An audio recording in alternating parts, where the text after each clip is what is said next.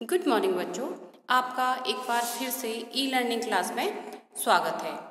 और मैं आशा करती हूँ कि आप सभी बच्चे घर पर स्वस्थ और सुरक्षित होंगे। तो बच्चों, आज हम कक्षा 5 की हिंदी व्याकरण पुस्तक पंखुड़ी का पाठ 6 संज्ञा के विकार का अध्ययन करेंगे। आज इसका हम भाग 2 वचन का अध्ययन करेंगे। जो पिछला वीडियो था उसमें बाई मिस्टेक पार्ट 5 लिख दिया गया है, तो बच्चों वो इसी का पार्ट है। नाम वही है संज्ञा के विकार, किंतु गलती से पार्ट 6 की जगह पर वहाँ पर पार्ट 5 लिख दिया गया है। तो बच्चों आप उसको इसी का पार्ट समझें, ठीक है। तो वो हमारा भाग 1 था जिसमें हमने लिंग का अध्ययन किया था, और आज हम भाग 2 के अंतर्गत वचन का अध्ययन करेंगे, ठीक है बच्चों। तो आज जो हमारा पाठ है वचन, उसके अंतर्गत हम क्या क्या पढ़ेंगे? वचन की परिभाषा एवं उसके प्रकार, ठीक है। सबसे पहले हम देखेंगे वचन की परिभाषा। क्या होता है वचन? ठीक है, शब्द के जिस रूप से उसके एक या एक से अधिक होने का बोध होता है उसे वचन कहते हैं, ठीक है। कोई ऐसा शब्द जिससे हमें पता चले कि वह एक है या एक से अधिक है, दो भी हो सकता है, दो से अधिक भी हो सकता है। तो इन चीज़ों का जब हमें पता चलता है तो उसे हम वचन कहते हैं। जैसे ये कितनी उंगली है? ये एक उंगली है, तो ये होगा एक वचन। और मैं ये सारी उंगली खोल देती हूँ तो ये एक से अधिक है, तो कितनी ये क्या होगा? बहुवचन होगा, ठीक है। तो इससे हमें क्या पता चल रहा है कि एक वचन का और बहुवचन का, तो इसी को हम कहते हैं वचन। अर्थात शब्द के जिस रूप से उसके एक या एक से अधिक होने का बोध होता है उसे वचन कहते हैं, ठीक है बच्चों। अब हम अपने चैप्टर पे आते हैं। भाग 2 है, नाम है इसका वचन, और वचन को इंग्लिश में हम कहते हैं नंबर, ठीक है। अब आप अपनी पुस्तक में देखिएगा तो कुछ चित्र दिए गए हैं, उनको थोड़ा ध्यानपूर्वक देखिएगा और समझने का प्रयास करिएगा। चित्रों के नीचे दिए गए वाक्यों को पढ़िए और समझिए। पहला चित्र है, इसमें 2 बच्चे हैं। एक बच्चे के हाथ में ओनली एक ही पुस्तक है, और दूसरा जो बच्चा है उसके हाथ में कुछ ज़्यादा पुस्तक है, यानी कि 2, 3, 4 कितनी भी हैं, क्लियरली वहाँ पर नहीं दिख रहा है, लेकिन वो एक से अधिक हैं, ठीक है। अब नीचे वाक्य लिखे गए हैं, यह मेरी पुस्तक है। एक बच्चा है, उसमें कह रहा है यह मेरी पुस्तक है, तो सिर्फ एक ही पुस्तक के बारे में बात कर रहा है। तो ये वाक्य कैसा हो गया? इसमें जो पुस्तक है वह एक वचन का शब्द है। और जो दूसरा वाक्य है, ये तुम्हारी पुस्तकें हैं। पुस्तक एक वचन शब्द है, पुस्तक है यानी कि वो एक से अधिक हैं, तो वहाँ क्या होगा? बहुवचन होगा। अब दूसरा चित्र देखिए, तुम्हारे पास एक टोपी है, मेरे पास 2 टोपियां हैं। सेम वही, 2 बच्चे हैं। एक बच्चा कह रहा है कि तुम्हारे पास एक टोपी है। एक टोपी मतलब एक काउंटिंग में एक आ रहा है वो, तो वहाँ क्या होगा? एक वचन होगा। और 2 टोपी है यानी कि एक से अधिक हैं, 2 हैं, तो वहाँ क्या हो गया? बहुवचन हो गया। ऊपर लिखे वाक्यों में पुस्तक और टोपी शब्द एक संख्या का तथा पुस्तक है टोपियां शब्द एक से अधिक संख्या का बोध करा रहे हैं, इन्हें वचन कहते हैं, ठीक है बच्चों। मैं आशा करती हूँ कि यहाँ तक आपको समझ में आ गया होगा कि एक वचन क्या होगा और बहुवचन क्या होगा। अब हम इस प्रकार कह सकते हैं कि संज्ञा या सर्वनाम शब्द की जिस रूप से उसके एक या एक से अधिक होने का बोध हो उसे वचन कहते हैं। बच्चों, ये वचन की परिभाषा है, आपको इसको याद करना है, ठीक है। एक बार वापस से रिपीट कर रही हूँ, संज्ञा या सर्वनाम शब्द के जिस रूप से उसके एक या एक से अधिक होने का बोध हो उसे वचन कहते हैं, ठीक है बच्चों। समझ में आया आपको यहाँ तक? चलो अब हम आगे बढ़ते हैं। अब आता है वचन के प्रकार। तो वचन कितने प्रकार के होते हैं? ठीक है, तो वचन 2 प्रकार के होते हैं। पहला होता है एक वचन और दूसरा होता है बहुवचन। अब हम इसके बारे में पढ़ेंगे। क्या पढ़ेंगे? वचन के प्रकार, ठीक है। वचन के प्रकार, काइंड्स ऑफ नंबर। वचन के 2 प्रकार होते हैं, एक होता है एक वचन और दूसरा होता है बहुवचन। अब हम एक वचन और बहुवचन को थोड़ा डिटेल में पढ़ेंगे कि क्या होता है, इसकी परिभाषा क्या है, इसके उदाहरण क्या है।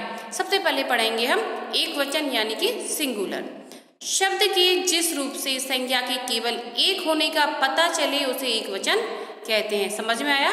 शब्द के जिस रूप से संज्ञा के केवल एक होने का पता चलता है उसे एक वचन कहते हैं। जैसे लड़की, चिड़िया, आँख। लड़की कितनी है? ओनली एक है, तो एक वचन होगा। चिड़िया ओनली एक है, तो एक वचन होगा, आंख ओनली एक है तो एक वचन होगा। अब हम आगे बढ़ते हैं। अब पढ़ेंगे हम बहुवचन प्लूरल। शब्द के जिस रूप से संख्या के एक से अधिक होने का बोध हो, समझने का प्रयास करिएगा। शब्द के जिस रूप से संख्या के एक से अधिक होने का, एक वचन में क्या हो रहा था, एक होने का पता लग रहा था, किंतु यहाँ पर एक से अधिक होने का बोध होता है, उसे बहुवचन कहते हैं। जैसे लड़कियाँ, ठीक है, एक से अधिक है तो बहुवचन शब्द है लड़कियाँ। फिर चिड़िया, एक से अधिक है तो चिड़िया भी बहुवचन शब्द है। आँखें, जो एक वचन था उसमें सिर्फ एक ही आंख दिख रही थी तो वो एक वचन था।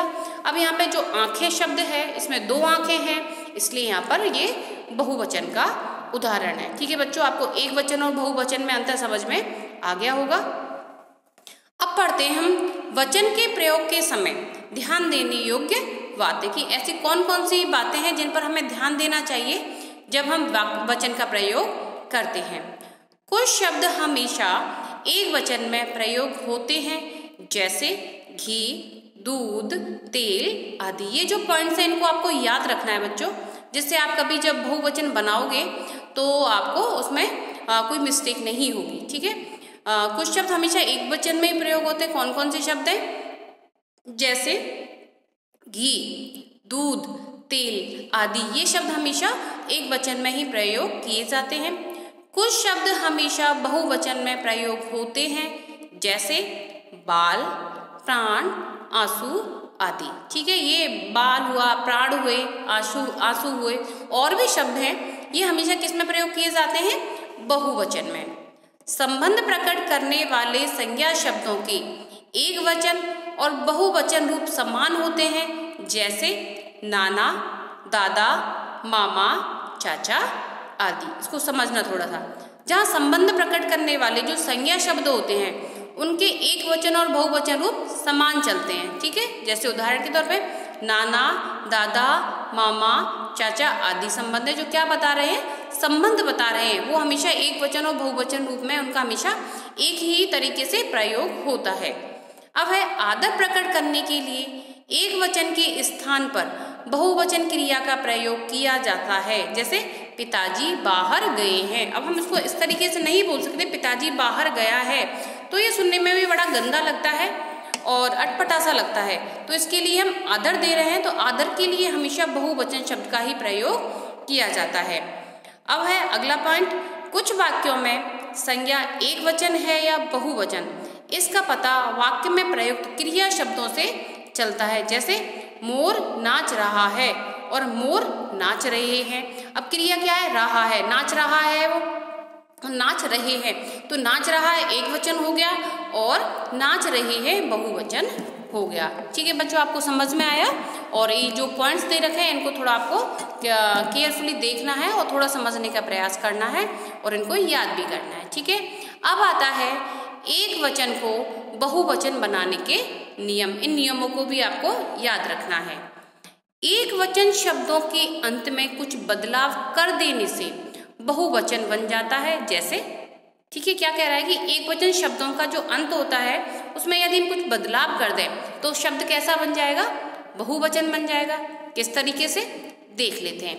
अब है आ से ए बनाकर, अंत में यदि आ रहा है, यदि हम उसको ए बना दें तो क्या बन जाएगा? बहुवचन बन जाएगा। जैसे बहन, बहन के अंत में अ लगा हुआ है, आ की जगह हम यदि उसमें ए लगा दें तो क्या बन जाएगा? बहनें। तो ये क्या हो गया?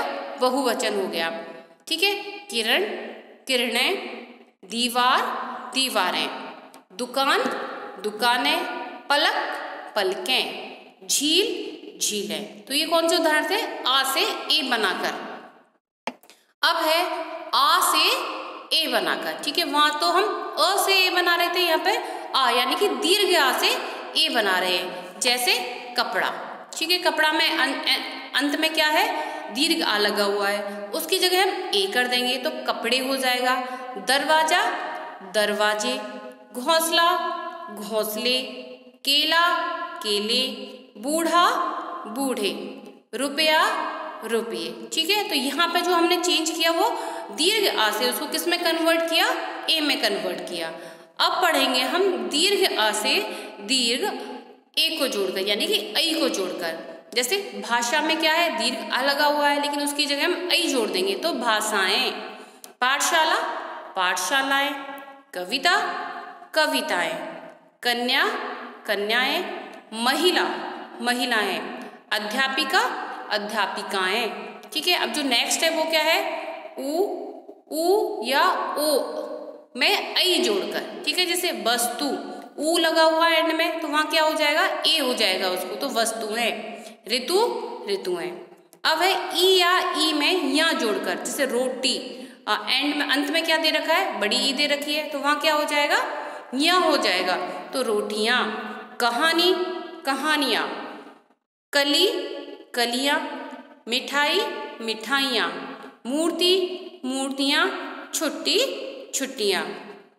ठीक है बच्चों, तो यहाँ तक आपने देखा कि किस तरीके से चेंजेस हो रहे हैं अंत में। कुछ शब्द चेंज कहाँ होता है, अंत में जो वर्ड होता है उसी में चेंज होता है। ठीक है, आप इनको एक बार और देखिएगा तो समझ में आ जाएंगे और इनको याद भी कर लेना। ठीक है, अब हम देखेंगे एक वचन से बहुवचन शब्द। एक वचन शब्द क्या होता है और उसका बहुवचन शब्द क्या होगा। जैसे बेटा एक वचन है, इसका बहुवचन क्या होगा, बेटे। लड़की, लड़कियां। कुर्सी, ये गलत लिखा हुआ है, कुर्सी नहीं होता, कुर्सी होता, का आएगा यहाँ पे, तो कुर्सियां। पंखा, पंखे। किताब, किताबें।